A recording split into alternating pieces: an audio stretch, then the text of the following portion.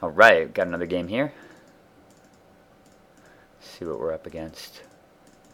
This game's from a couple days ago, so my recall is not going to be perfect. Aha!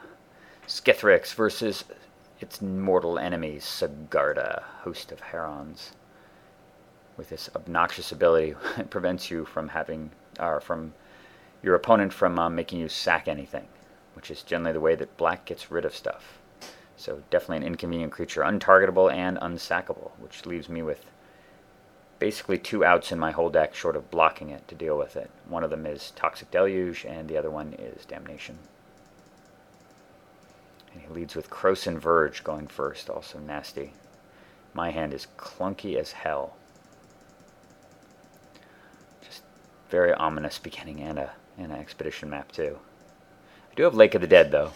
Tremendously incredible acceleration. But unfortunately, if he's got a 3rd land here, and even if he doesn't actually, he's got the map. Yeah, I'm in a world of hurt here. Sigarda coming down next turn, and all I've got are some swamps. But Praetor's Grasp. Alright, let's see what we're up against here. I like this card too because it can actually give you a sense of whether you're up against a good deck, like a real deck, or a bad deck. This deck definitely falls into that real deck category. He's got all the usual suspects, including some cool stuff. He's got Armageddon, Aura Shards, total nightmare cards for me. Cataclysm, that's another nightmare card for me. What other things does he have in here? What does Darksteel Mutation do? Oh, It's good against commanders, I guess. It's kind of like Lignify. Elish Norn. Fair amount of planeswalkers, including a Karn.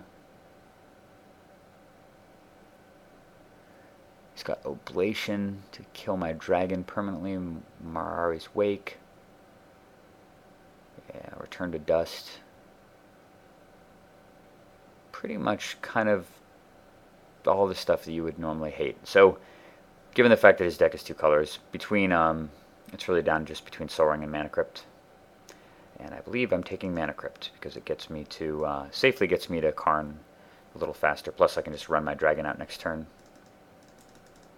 Because as beefy as Sigarda is, great or good? Interesting. So I fully expect him to just play Sigarda next turn, but I think he's certainly a savvy player, and he recognized the fact that I just tutored through his deck. So he's got to assume that I have either Mana Crypt or Sol Ring, which means that I could play my dragon. I kicked myself here actually because I saw swords when I went looking through his deck, but I didn't bother to look for Condemn, and that would have been a probably good thing to do to see if one, he's playing it, and 2, whether it's possibly in his hand, because this untapped Savannah means that I can't just run my dragon out. So I'm thinking for a little bit here. We're going to do a little Lake of the Dead shenanigans. Play Karn. Get rid of Greater Good, because I do not want him sacking Sigarda.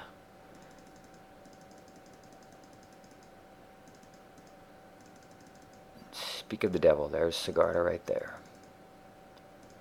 So I'm just going to exile a card from his hand. He drops Elspeth.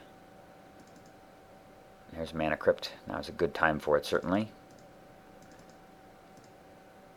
So we're just going to Grim Tutor and Damnation, just doing everything I can to stall. Okay, and there's a Nature's Claim on his own Mana Crypt, which totally sucks.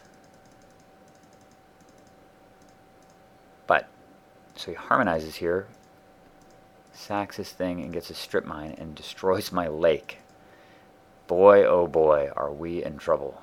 So he's got 6 mana, which means, presuming he's got 1 land in all 6 of those cards, he has the ability to cast Sigarda next turn. And he casts Mox Diamond too, to leave no doubt about it. So I'm just going to use Bog on him. And we're just going to eat the diamond and hope that he got a little greedy, and that he doesn't have another land and he can't recast Sigarda. And it's going to buy me enough time. When I see him starting to tap mana, I kind of do a little fist pump, because I realize he does not have enough to cast Sigarda. He casts Oracle of Moldiah. Silent Arbiter. Problem with Silent Arbiter, problem with playing with it, is that sometimes you draw it. Total crap. Alright, well, given the fact that our game plan revolves 100% around just holding him at 6 until we are able to ramp a bit more. So I'm just going to go cast Beseech. And Queen, what are you going to deliver to me? Really, there's no thought behind this at all, in my opinion. It's just a no-brainer Necro. Got to get Necro right now. And Necro hopefully will deliver me the tools to deal with Sigarda if he does in fact top deck a land. I mean, it should happen at any time. At least Karn's still alive. Silent Arbiter. Amazing. Just total junk that he drew right there. So we're going to be able to Necro. Let's remove a card. Potence. 1, 2, 3, 4. And those who are used to watching me play are probably a little astonished that I would not over Necro. But this is me just playing the odds here. The reason I generally tend to over Necro is because I expect to draw extra lands in there. But this is just playing the odds. I know I have no land in my hand, and I want to hit a land drop next turn. And so I estimate that 4 cards will probably give me at least 1 land. And my next entire turn is going to be just spent ramping anyway. So I've already got 2 ramp cards. I would have to get fairly lucky, I think, if I were to over Necro. And I don't want to throw anything critical away. Like, I don't want to hit the Deluge, for example. And I don't want to hit Yawgmoth's Will. So even though I would normally over Necro, in this spot, and that's, you know, usually my opinion is you over Necro by 3 to 4 every single turn, just to sculpt your hand. In this spot, I don't feel like I'm served doing that yet. And I get 2 land and an Edict, which is quite nice. He's still stuck at 6 and is probably very frustrated by that. He eats my graveyard, which is no big deal. Silent Arbiter. And when he did nothing, he didn't even play Sigarda there, I was pretty confident that this game was about to be mine, because now I can wasteland him also and drop his mana back further. He goes and gets Nevermore, which I guess is just a desperate play. Desperate play to get rid of, keep my dragon from coming to the party. So we're going to over Necro a little bit here. I think I just over Necroed by 1, and I throw away the Charcoal Diamond because I don't expect to have an opportunity to cast that. I don't really need it. Nevermore. Naming Skithryx. He can only attack with the Angel because of his dorky 1/5 guy, which we're just going to ice now. Down to 1 card in hand. And down to 0 cards in hand. Play that. Edict. Necro. Just over Necroing by 1 again. Not really in any hurry.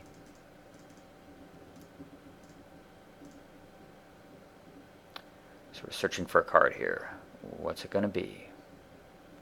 Let's take a look at the mana situation. 3, 4, 5, 6, 7, 8, 9, 10, 11, 12. Well, one of my favorite things to Necro for, or to tutor for in this deck is, well, I guess you'll see me draw it next turn. So I just targeted him with that. Whisper is that. Diabolic Revelation. Completely insane. But we're just going to slaver him. And now my hand is just stacked. And I have the ability to Revelation for a billion next turn. Just tap his lands out, sack that for nothing. He finally drew that land that he really, really needed. But I controlled the turn at that point. So we're just going to eat another land, keep him off Sigarda mana. Soul Ring, that. White Dragon, haste, smash. We're still just sitting here with, we're going to tutor again.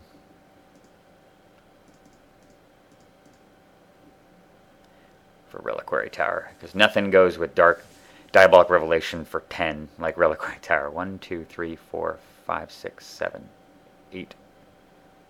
Oh my god, this is for 5, 12, 14, 15, 16, 17, 18, 22, 23, 24. That would be Diabolic Revelation for 18 cards. He lignified my dragon.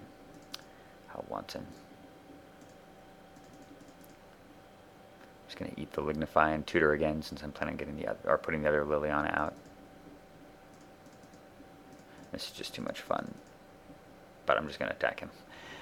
As much fun as it would be to Diabolic Revelation for 18, I'm not going to do it just because it's a little bit, I don't know,